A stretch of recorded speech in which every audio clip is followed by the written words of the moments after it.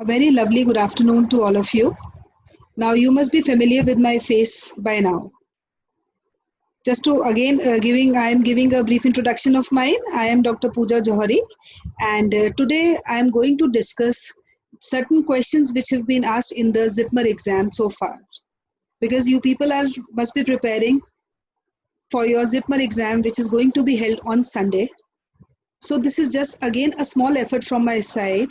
What I have done is I have framed 20 to 22 questions from the previous year question papers which were asked in ZIPMER. So let's start with the recording.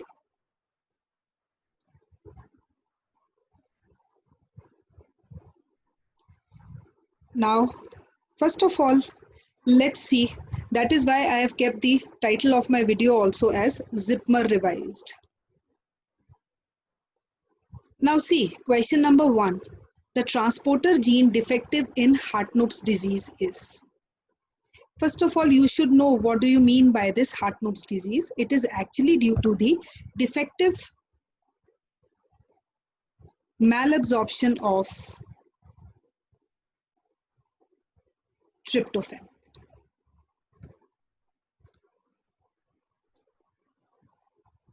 This is a very important question. It can be asked in this way also, which amino acid is excreted in Hartnupp's disease. So there is defective malabsorption of tryptophan and there is excretion of indole derivatives in urine. Derivatives in urine. And the defective transporter gene in tryptophan is SLC6A19. This is the question which was asked in ZIPMER in 2016. So it is an important question. Now, what are the other transporter genes which are responsible for the malabsorption of other amino acids? Let's take a look at them. Hartnupp's disease, as I have discussed, it is due to SLC6A19. And basically there is excretion of tryptophan. Tryptophan which has a characteristic indole ring. That is why there is excretion of indole derivatives also. Then cystinuria, it is due to the defective transporter gene is SLC3A1 or SLC7A9. And this cystinuria is actually COLA, characterized by COLA. There is excretion of 4 amino acids, cysteine, ornithine, lysine, and arginine. Or it is also known as COL. It is one and the same thing. So the transporter gene which is defective here, it is this. Then another is lysinuric protein intolerance. It is due to the defective absorption. The transporter gene is SLC7A7.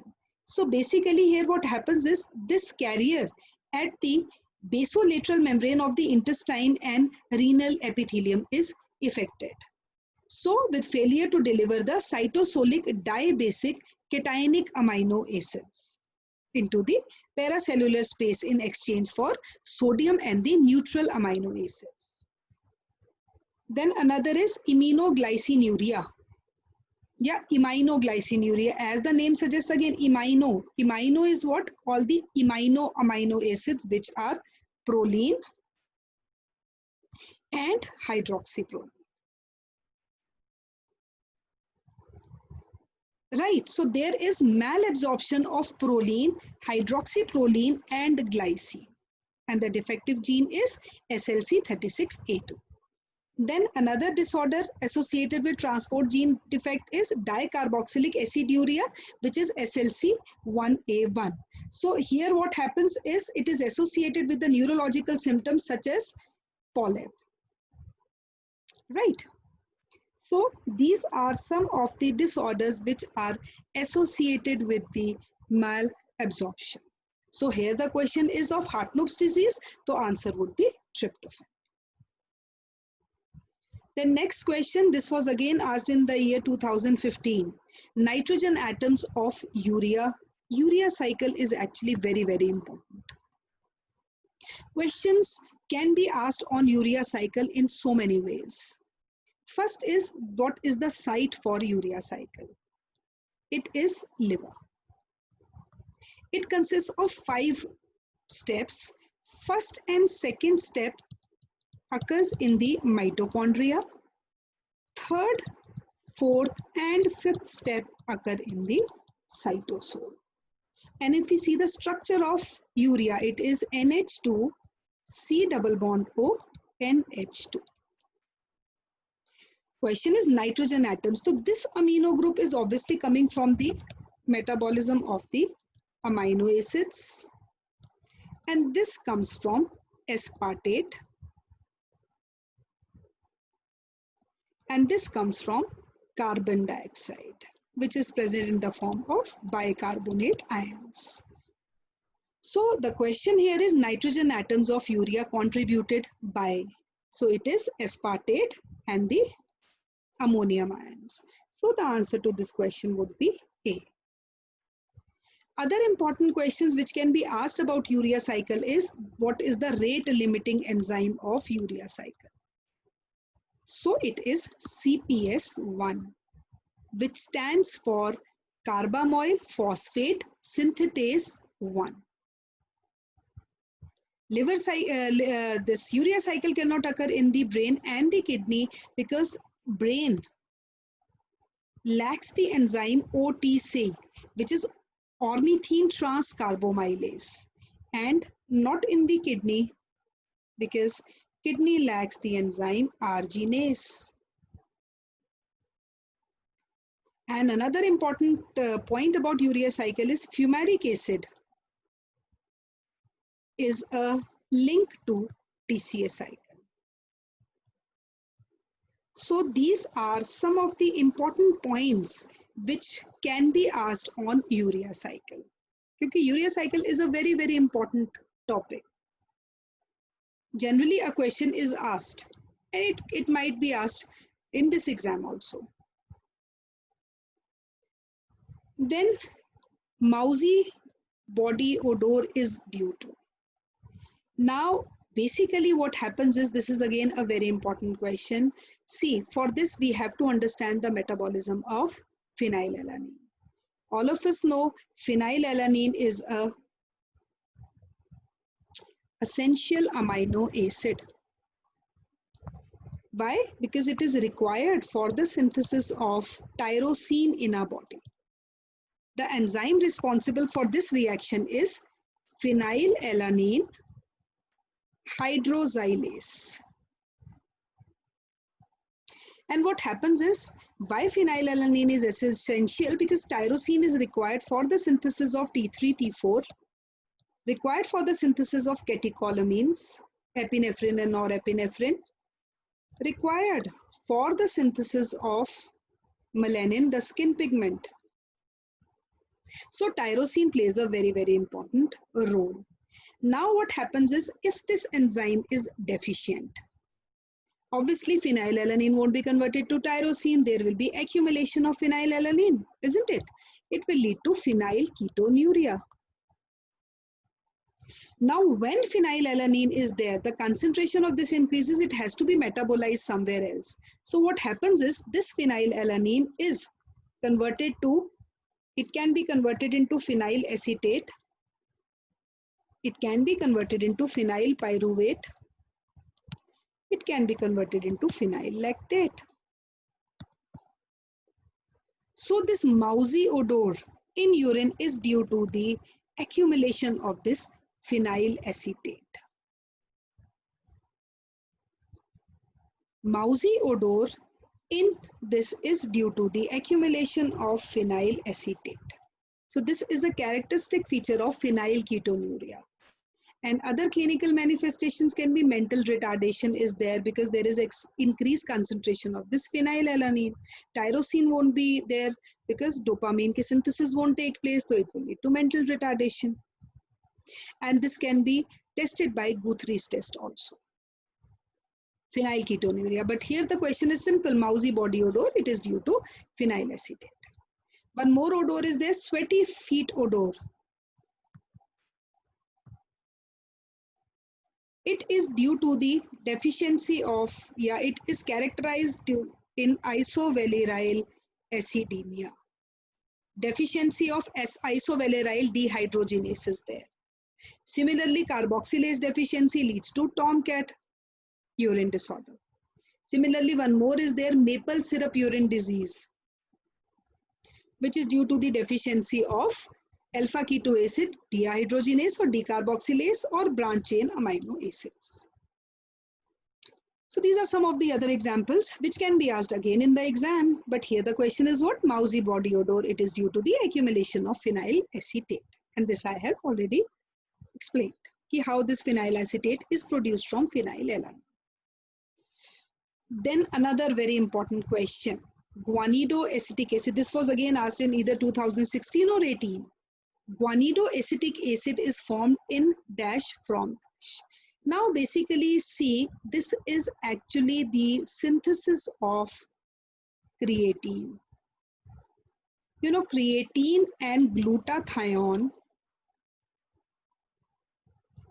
are the two tripeptides which are synthesized in our body. So if we look at the synthesis of creatine, which is actually the energy reservoir of the muscles, creatine is formed by JAM. This is the mnemonic.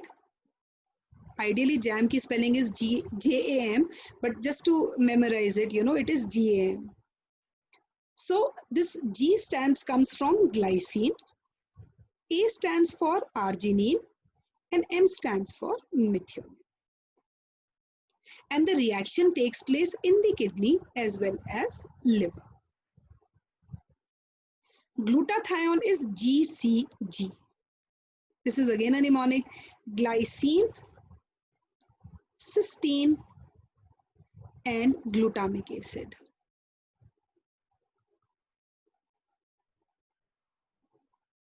Right. Now see, if you look at the options, always remember this guanidoacetic acid is an intermediate. Basically, this is reaction of synthesis of creatine.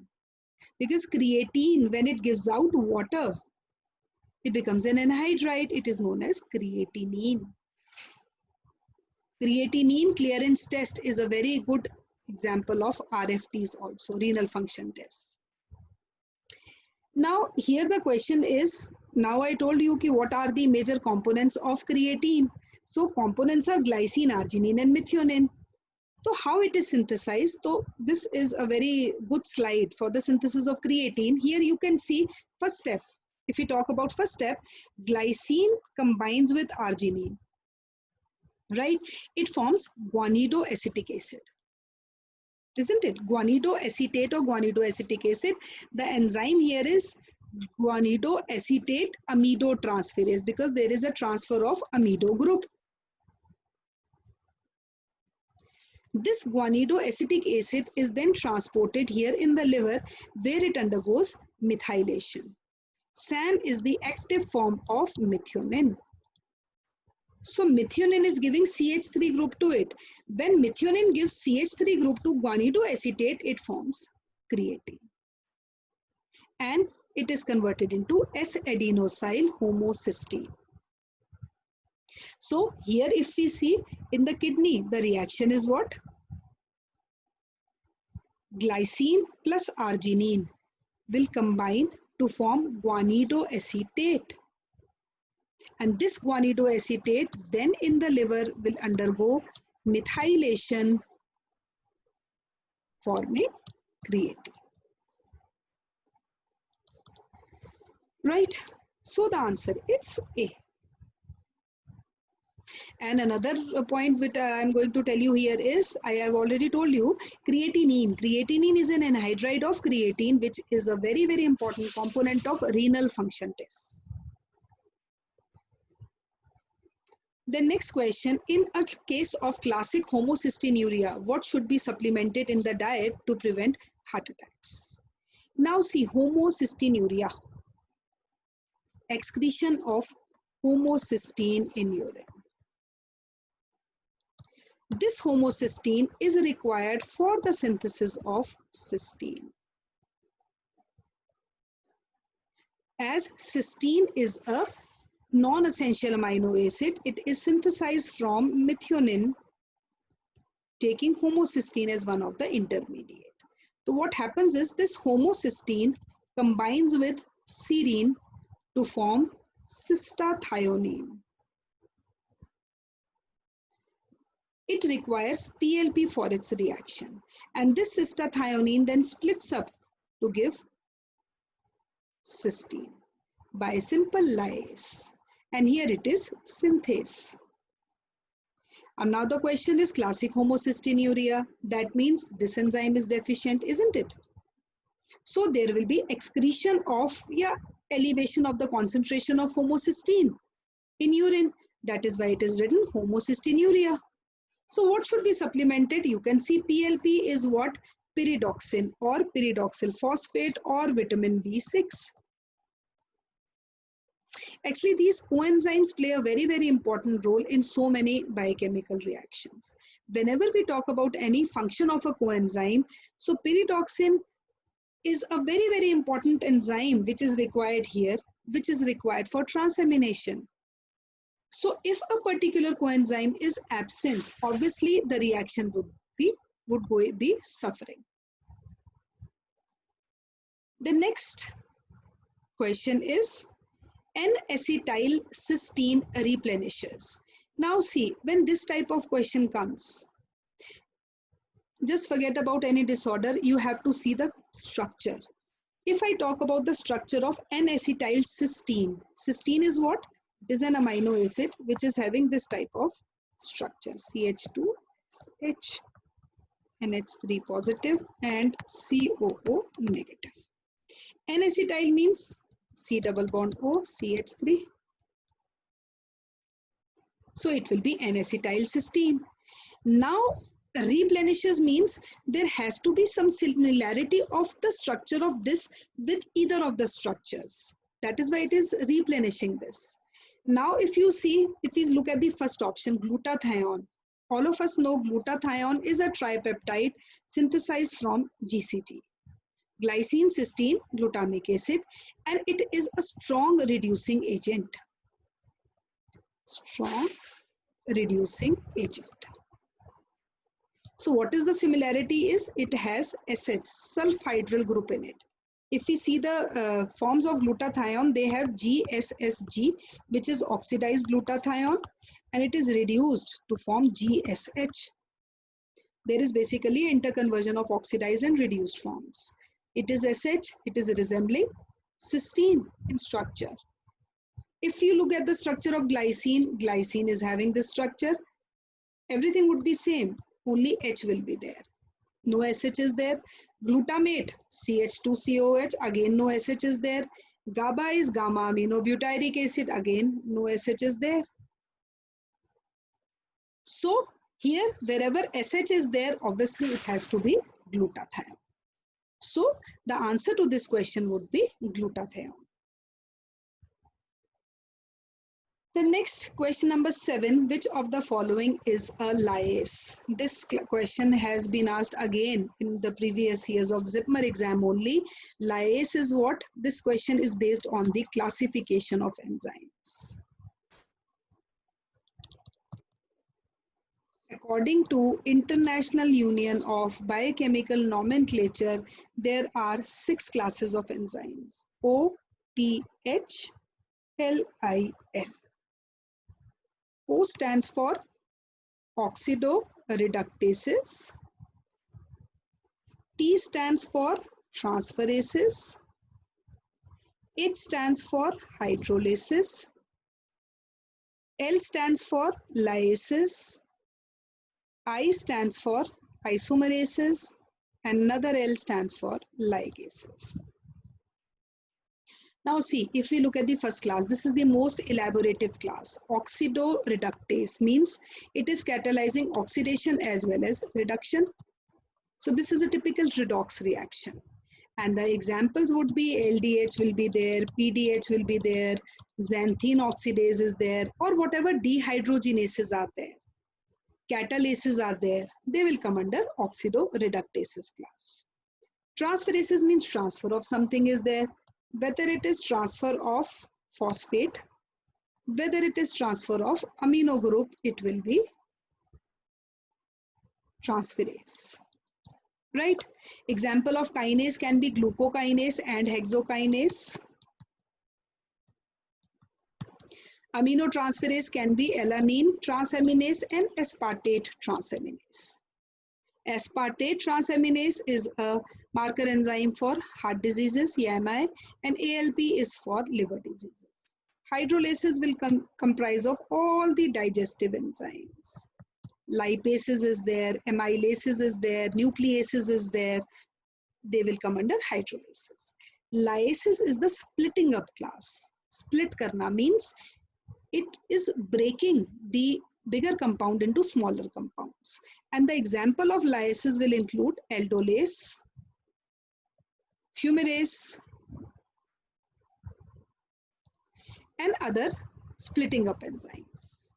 Isomerases is isomerization. जैसे triose phosphate isomerase or phosphohexoisomerase or racemase. Right? Ligases is the binding up class. Like synthetase. Synthetase will come under this. Whether it is glutamine synthetase, whether it is aminoacyl tRNA, whatever is there, it will come under ligases class. Acetyl coenzyme है carboxylase. Because it is synthesizing what? It is synthesizing malonyl-CoA from acetyl coenzyme. Right? Similarly, DNA ligase.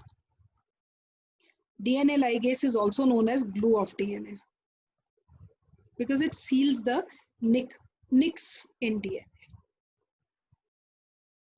Oxidoreductases, just now I told you, it is an elaborative class. Oxygenases will also come under this class. Right? Now let's look at the options. Now it is clear. See, aldolase B would be the answer. Acetyl-CoA synthetase will belong to the class ligases. Fatty acyl coenzyme dehydrogenase, oxidoreductases. And acetyl coenzyme again ligases.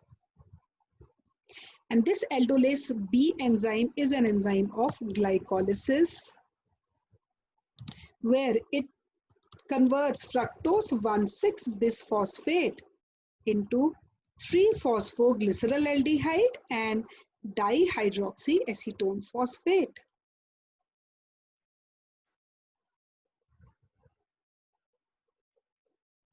Right? Up this aldolase is of actually 3 types: aldolase A, aldolase B, and aldolase C, depending upon the function. Now here I am going to tell you one more thing. This is actually aldolase. This function is actually catalyzed by aldolase A. Right? And if we talk about aldolase B, I'll again say this reaction is same. The only difference is if we talk about aldolase B, it is degrading fructose 1-phosphate to glyceraldehyde and dihydroxyacetone phosphate. But whether it is aldolase A, whether it is aldolase B, whether it is C, all these are forms of aldolase and they belong to lyases class of enzymes. This aldolase B we are going to discuss later also in my next slides. So the answer here would be what? Aldolase B or lyase. Then next question, which is true about enzyme kinetics for competitive inhibition? Now see, competitive inhibition. If we see, inhibition is of 3 types: competitive, non-competitive, and uncompetitive.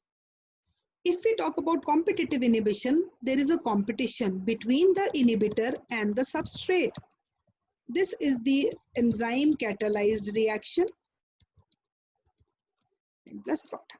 Now, if we talk about competitive inhibition, the inhibitor will bind only with the enzyme substrate complex. If the inhibitor is binding with the enzyme, because why? Because there is a structural resemblance between substrate and the inhibitor. So what happens is the enzyme, instead of binding with the substrate, takes inhibitor for its active site. So overall, if we see the reaction, what will happen is Vmax will be same. But if we talk about Km, Km will increase. And you know, Km is what? It is Michaelis-Menten constant. It is inversely proportional to the affinity of the enzyme with the substrate. If I say enzyme has high Km, that means affinity of the enzyme with the substrate will be low. Or if I say enzyme has low Km, then affinity of the enzyme with the substrate will be high. And that is what happens in hexokinase and glucokinase. Hexokinase, which is the important enzyme of glycolysis, has low Km, high affinity. That is why it can act at the basal concentration of glucose also. On the other hand, glucokinase has high Km, low affinity. It is operative only when the concentration of glucose exceeds 100 milligram per dl. So here the question is competitive inhibition. So I told you that inhibitor is binding only with the enzyme. So Vmax will be same and Km will increase. And if Km will increase, that means affinity will be less. So this will be the answer. Let's talk about other inhibition also, because the question can be asked about other inhibition also. This is competitive. If we talk about non-competitive. In case of non-competitive, inhibitor can bind here, inhibitor can bind here also. So if inhibitor binds here, automatically Vmax will decrease, but Km is same. And if we talk about uncompetitive inhibition, in case of uncompetitive inhibition, the inhibitor will bind only and only with the enzyme substrate complex. So that Vmax will also decrease and Km will also decrease. So this is how we explain competitive inhibition in response to the Vmax and Km. So here it would be high Km, low affinity. Then mucopolysaccharide that does not contain uronic acid. See, these mucopolysaccharides, as the name suggests, they are MPS. They are also known as GAGs, glycosaminoglycans, means they have a aminated sugar. Aminated sugar means it can be glucosamine or galactosamine. Glucosamine or it can be galactosamine. And it has a uronic acid moiety. Uronic acid can be glucouronic acid or it can be idouronic acid. So this is how these mucopolysaccharides are arranged. Now the question is, which does not contain uronic acid? It is this keratin sulfate. This keratin sulfate lacks uronic acid.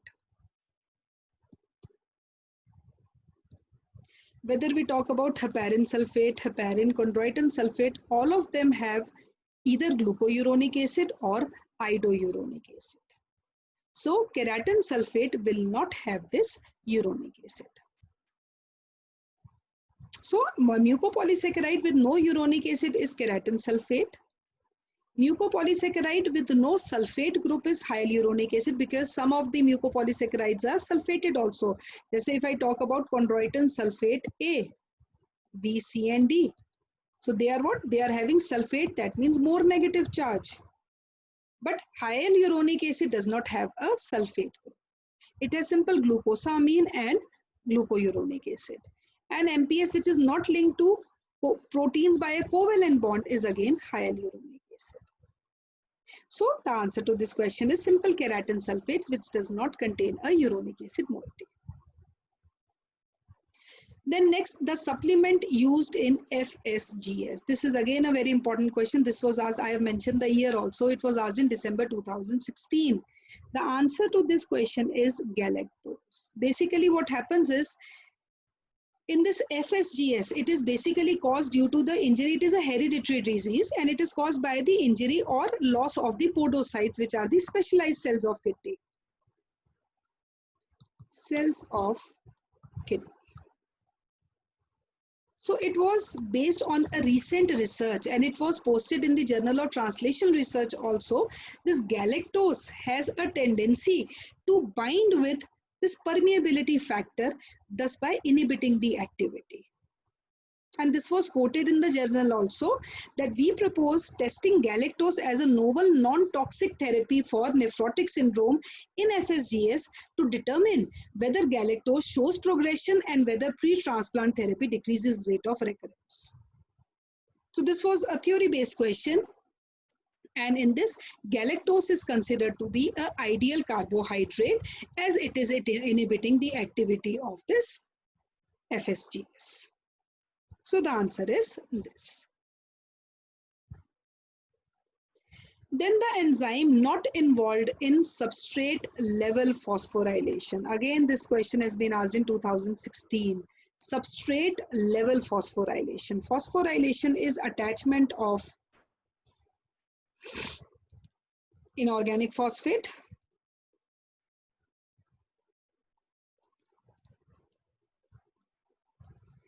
if this inorganic phosphate is coming at the expense of substrate, it becomes substrate level phosphorylation. Look at the first reaction, pyruvate kinase.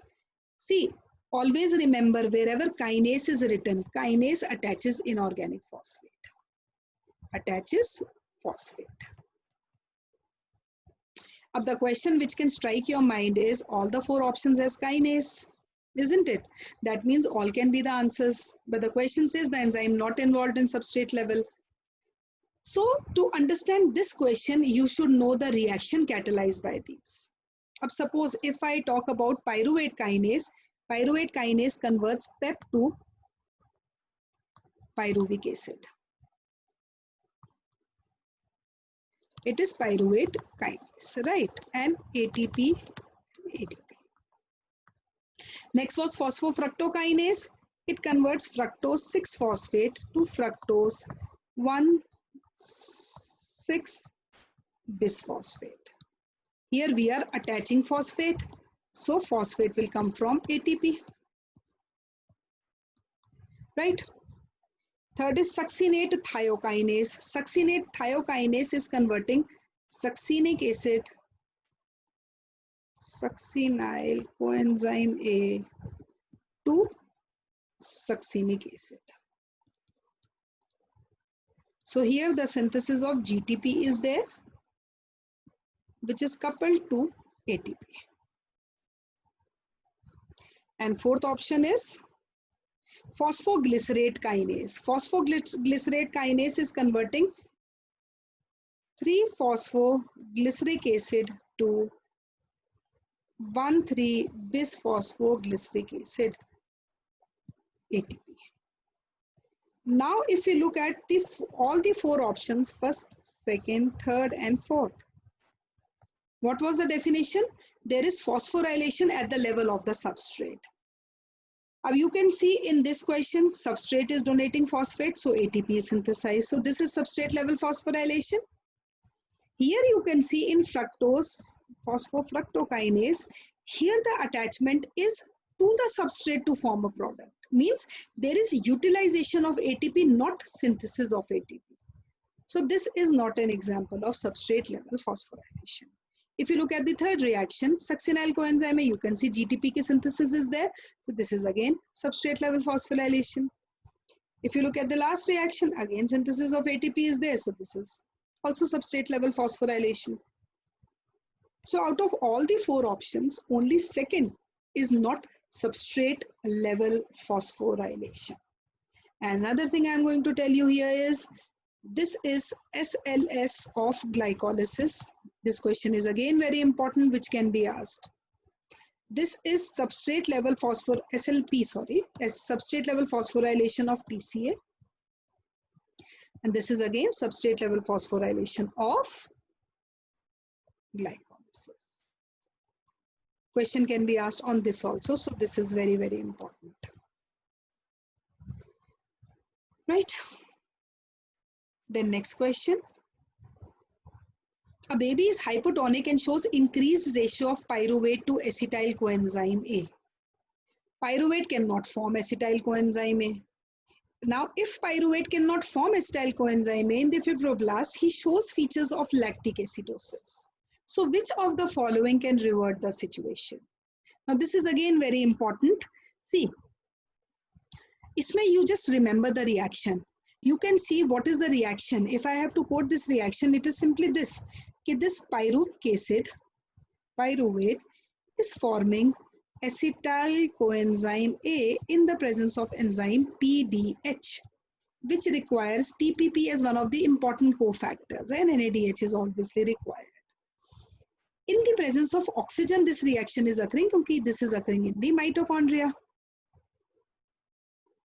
On the other hand, because glycolysis is occurring everywhere, in the skeletal muscle, what happens is this pyruvate, and in the absence of oxygen, forms lactic acid.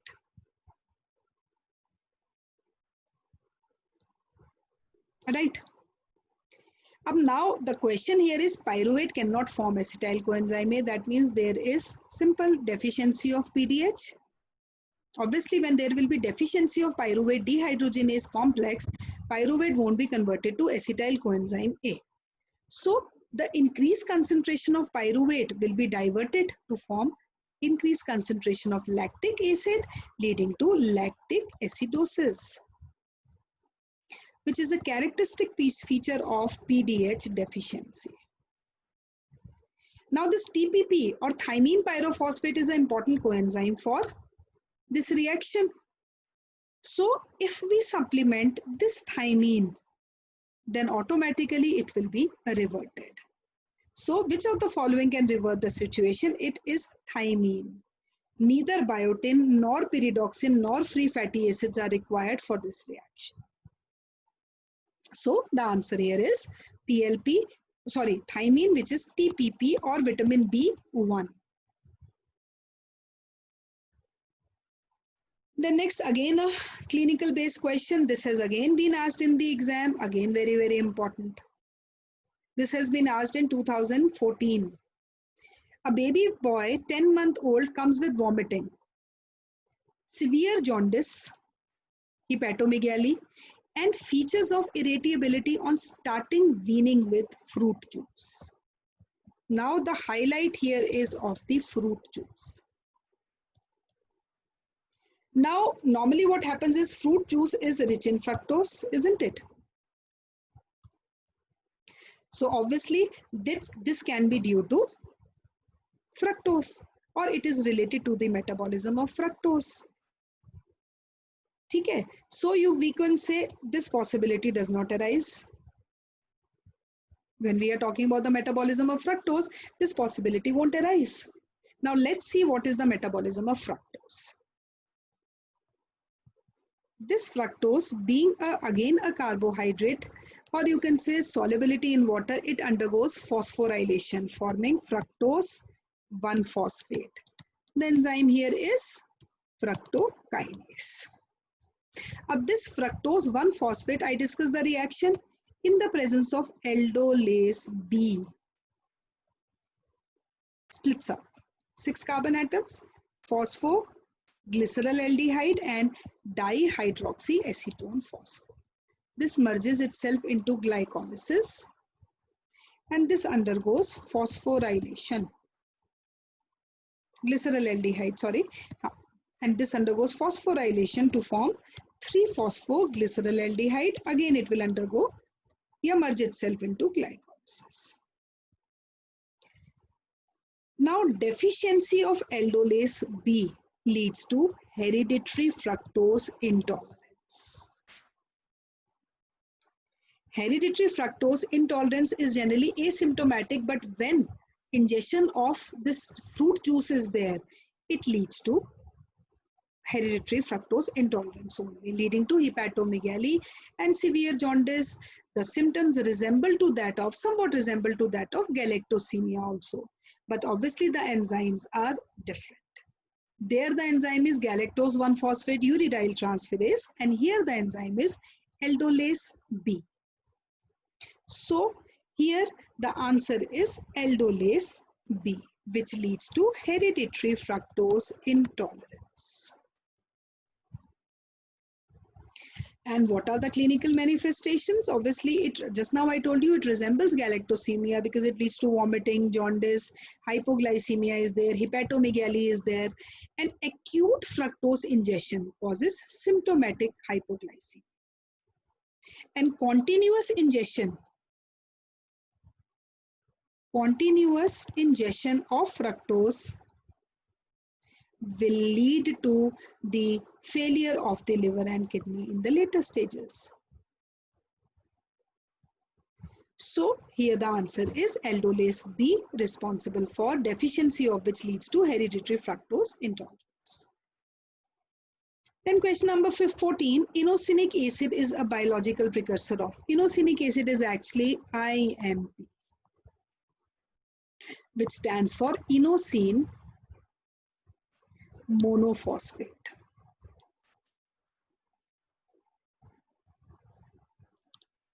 And basically, what is the reaction? This inosine monophosphate is an intermediate of purine's de novo pathway.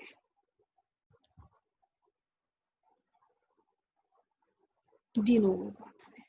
Basically, what happens is, let me see what happens is this ribose forms PRPP. It forms 5-phosphoribosylamine, forms IMP. So the first intermediate in purine synthesis is this IMP, which leads to the formation of AMP, which is adenosine monophosphate, and GMP, which is guanosine monophosphate, because adenine and guanine are purines. Increased concentration of this starts inhibiting here, and here this is simple feedback inhibition. Now let's see the question. Inosinic biological precursor of, now just now I told you it is adenylic acid and guanylic acid, which are actually AMP and GMP. So the answer is this. Is it clear to all of you? Then we come over to the next question, number 15, about DNA. Which of the following is true? Now see, before taking up this question, let's discuss some of the important points, because this DNA is again a very important topic on which the questions can be asked.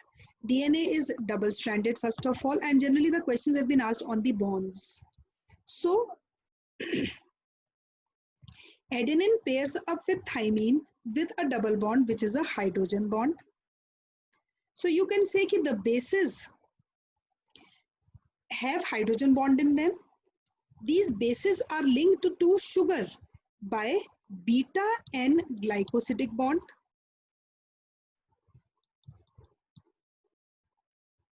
And this sugar is further linked to phosphate by a phosphodiester bond. So if we look at the number of bonds between the bases, hydrogen bonds between the base and sugar, glycosidic, and that too beta N glycosidic bond, and bond between sugar and phosphate, phosphodiester bond. So these are the three types of bonds present in this. Then Chargaff was the scientist who gave the composition of DNA. Amount of adenine equivalent to amount of thymine, because purine always pairs up with pyrimidine. Adenine with thymine, guanine with cytosine, which is linked by a triple bond. Now the question says the nucleotide of one strand formed bond with nucleotide on the opposite strand. It is correct. Cytosine and uracil differ by one ribose sugar. It is not correct, because uracil is present in RNA and cytosine is also a what? Cytosine is a pyrimidine present in RNA. So both have a ribose sugar. If you look at the structure, they differ by a amino group. If you look at the structure, amino group is present. The information from DNA is copied in the form of tRNA. It is also wrong. The information is always transferred in the form of mRNA, and the process is known as transcription. And each nucleotide pairs include two purine? No. Just now I told you purine combines or forms a bond with pyrimidine. They say adenine to thymine and guanine with cytosine. So the answer to this question is A, and the bonds which are linking to DNA strands are the hydrogen bonds. Then enzyme common for the synthesis of both ketone bodies and cholesterol. Now this is again a very important question.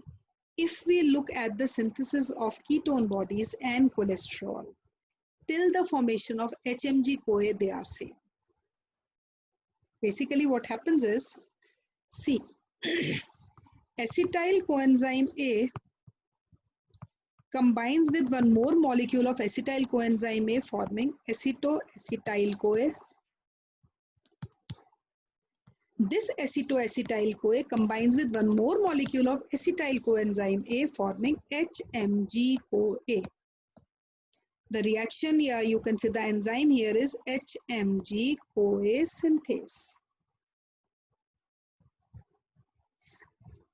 Right. This HMG-CoA, if it undergoes splitting, it undergoes formation of ketone bodies.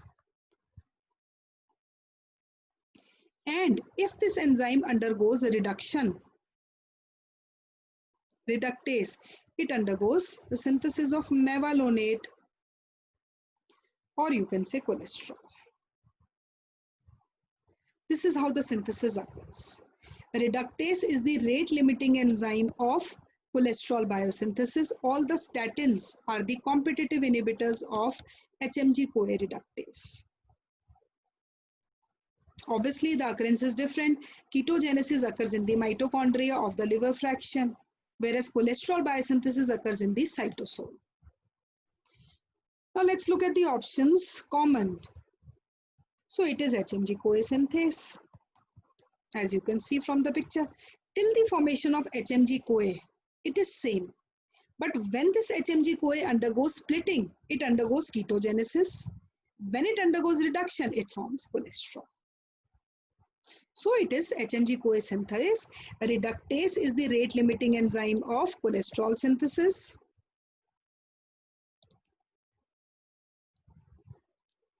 HMG-CoA forms ketone bodies or acetoacetate, which is the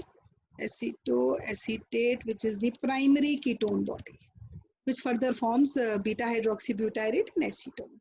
And acetyl coenzyme A carboxylase is the rate limiting enzyme of fatty acid synthesis.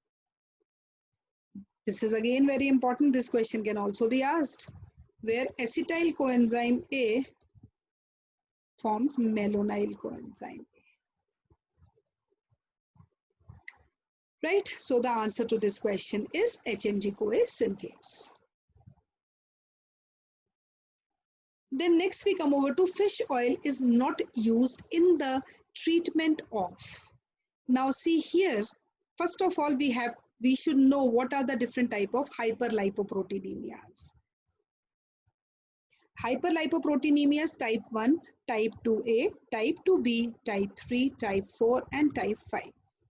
Basically, always remember fish oil is used in the treatment of only and only hypertriglyceridemia when there is increased concentration of TGs. Now you can see this is a different classification of this. Here you can see only in type 2A. You can see the concentration of TGs is normal.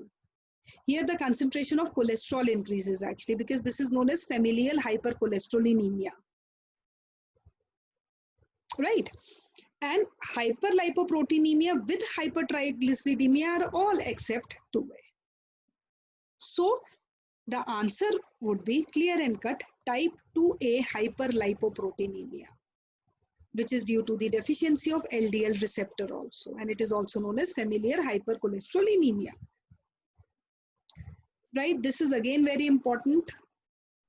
Different type of questions have been asked so far. Suppose what happens in type 3, you can see type 3 mein you can see TGs are increased. Similarly, chylomicrons VLDL increases. Type 4 mein VLDL increases. Type 5 mein these two increases. So this is very important. hyperlipoproteinemia type 1 is due to the deficiency of lipoprotein lipase. So the answer is type 2A, where fish oil cannot be given. Then both triglycerides and HDL increases. Now if we talk about TGs and HDL, both increases in alcoholism. What happens if we look at the metabolism of alcoholism, this is simple. There is excretion of ethyl alcohol and carbon dioxide. It increases TG's level. Basically, if consumption of alcohol will lead to the secretion of VLDL. If the secretion of VLDL starts increasing, the oxidation of free fatty acids is inhibited. And if the oxidation of fatty acids is inhibited, it promotes more and more synthesis of TGs and more secretion of VLDL. So the answer is alcoholism. The next, function of pseudouridine arm of tRNA. Again, a very important question asked in previous year only, I think 2016 or 2017. Now, all of us know this tRNA has a clover leaf-like structure. And if we look at the structure, this structure is there. Clover leaf-like because it has a leaf, labile leaf. There are so many questions which can be asked. One thing which you should know is that the 3' end is the acceptor arm. Acceptor arm where the activated amino acid is present. Activated amino acid is present. And other arms are this TYC, which is also known as pseudouridine arm. The function is it helps in the formation of initiation complex, or it initiates the process of translation. If we look at the DHU arm, this is for the recognition of the fidelity enzyme of amino acyl tRNA synthetase, which is the fidelity enzyme of translation, because it helps in the activation of the amino acids. And then this is the anticodon, which binds with the mRNA where the codons are present. Codons are present. So you can see, and this is a labile arm. That is why it is known as a clover leaf-like structure. So if you look at the structure of this is the structure of transfer RNA, which has a clover leaf-like structure having pseudouridine site, which helps in initiation of the process, translation. DHU site, which is for the activation of the amino acyl tRNA synthetase. Anticodon, codon binding site. Now let's look at the options. Function of pseudouridine helps in initiation of translation. Right, initiation transcription nahi hoga, serves as a recognition site. This is DHU arm, recognizes a triplet. This is the anticodon arm. So the answer is A.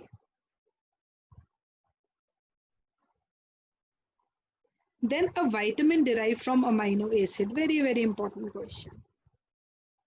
This question can be asked in the exam. The vitamin derived from amino acid is niacin. It is also known as an atypical vitamin. And the amino acid is tryptophan. 60 milligram of tryptophan is required to generate 1 milligram of niacin. That is why we say if deficiency of tryptophan is there, automatically it can also lead to pellagra. Because niacin deficiency leads to pellagra. So the vitamin derived from amino acid is tryptophan, very, very important. Other products which are synthesized from tryptophan are serotonin, a potent vasoconstrictor which helps in stimulation of the cerebral activity, and melatonin, which is a hormone secreted by the pineal gland, and it helps in sleep and awake processes or diurnal rhythms of the body. So the answer is niacin. Then vitamin for which RDA is based on the protein intake. Now, this is a very, kind of twisted question, protein intake, whenever we talk about it, has to be PLP or pyridoxine or B6. Why? The reason behind this is this PLP is a coenzyme for transamination. Again, this is a very, very important question. Coenzyme required for transamination is PLP. So obviously RDA is based on the protein intake is this, and thymine is required for the, it is responsible for the intake of carbohydrates. Now why intake of carbohydrates? Because thymine की active form is TPP and it is a very important component of PDH, pyruvate dehydrogenase complex, which is a link reaction between glycolysis and TCA. And so the answer to this question is pyridoxine, because it is a coenzyme for transamination. Okay, the RDA is dependent on protein intake and RDA of thymine is dependent of carbohydrate intake. So this is all about the discussion. I have discussed 21 questions with you, and I hope, I pray to God also, maybe from this video of mine, 1 or 2 questions should come. So wishing you all the best for your ZIPMER exam, praying that you people should do well. So all the best in advance. Take care. Have a good day.